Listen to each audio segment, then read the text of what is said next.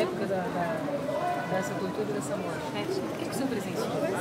Eu presenciei a vinda do Berlim, sala de tortura, a colocação em uma cela forte, a retirada no dia seguinte, ele com princípio de gangrena, por causa das torturas e violências que recebeu, a colocação numa máquina corredora,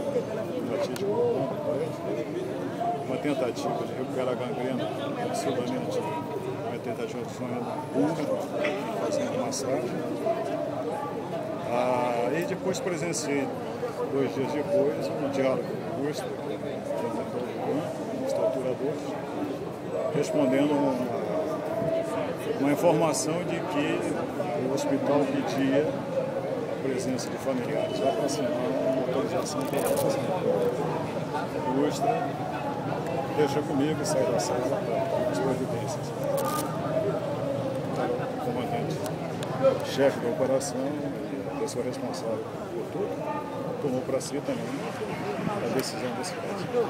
O senhor presenciou, então, o coronel Ustra tinha conhecimento pleno do que se passava lá? Sim, o coronel, o comandante, o processo que o Brasil passou, que não aconteça nunca mais, que quebra todos os parâmetros, que respeita os direitos humanos, que respeita a liberdade individual, sem nenhuma preocupação com a democracia, muito menos com o ser humano. Então, ele era uma peça dessa engrenagem, mas uma peça muito importante, muito importante. São Paulo estava na mão dele, o estado de São Paulo estava na mão dele. E a senhora? Eu fui presa 4 dias antes do Berlim, fui torturada com ele na mesma cela, na mesma sala de tortura, ele no pau de arara, eu na cadeira do dragão, e eu assisti, vi o ferimento na perna dele, que depois veio a gangrenar, e reafirmo que ele foi levado ao hospital, a perna foi amputada e ele foi assassinado na Operação Bandeirante. E eu sou testemunha ocular.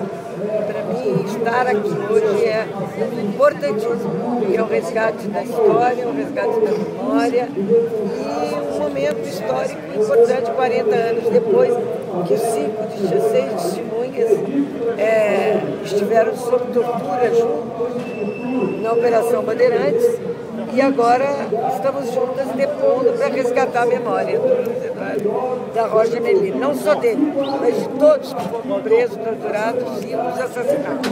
Aquela versão oficial de que ele teria escapado de uma viatura, se jogado na frente de um carro e foi atropelado? Absolutamente mentirosa. Absolutamente mentirosa. A verdade é que ele foi assassinado e o assassinato começou na minha frente, eu torturada e ele também, e dentro da Operação Bandeirantes, entre o dia 14 e 15 de julho. Foi um depoimento emocionante de vocês? Foi muito firme, muito objetivo, muito determinado, mas evidente que mexe com emoções profundas da nossa vida, que são 40 anos. Eu, pelo menos, quando fui presa, eu tinha uma filha de 1 ano e 10 meses, que o Ustra também ficava determinando. Ele não só torturava, mas ele comandava a tortura, e era uma engrenagem do Estado brasileiro que nós, jovens, estávamos totalmente submetidos, né? E lutávamos contra, foi o que eu disse aí. E a Operação Bandeirantes era um órgão do Estado financiado por empresários, mas um órgão do Estado brasileiro. Foi conivente, era conivente e absolutamente responsável pelas torturas e pelos assassinatos. E que esse nosso depoimento sirva para que as gerações presentes e futuras que não viveram se informem de tudo isso e que não aconteça mais no Brasil essa situação inominável da tortura. No caso específico do coronel Ustra, a senhora não tem dúvidas que ele tinha ciência, sim, de tudo que se passava lá dentro? Não só tinha ciência, como ele era o mandante, ele era chamado de major. Então, a tortura aliviava e aumentava dependendo da autorização dele. É o que ele fazia com a mão, com os gestos com a mão. Foi o que eu disse.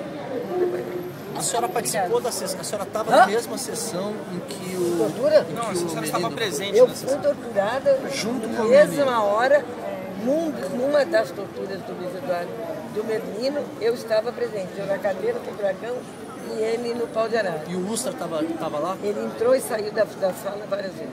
E ele ordenou as torturas? Ele era o mandante, era chamado de major. Ele era o chefe da Operação Bandeirantes. Mas nesse caso específico, nesse dia, ele chegou Todos lá... os casos específicos. Cada caso é um caso. Este é do Merlino, ele estava lá, ele sabia, e ele era não só conivente, mas ele era o chefe da Operação Bandeirantes. Então, quando vocês estavam sendo torturados, o major entrava e saía da sala. Quando eu estava assim, saiu umas duas ou três. Tem uma versão de que ele teria tido uma lesão na perna e aí ele foi levado para o hospital. E aí, como não havia condição de recuperá-lo sem amputar a perna, decidiram atropelá-lo várias vezes.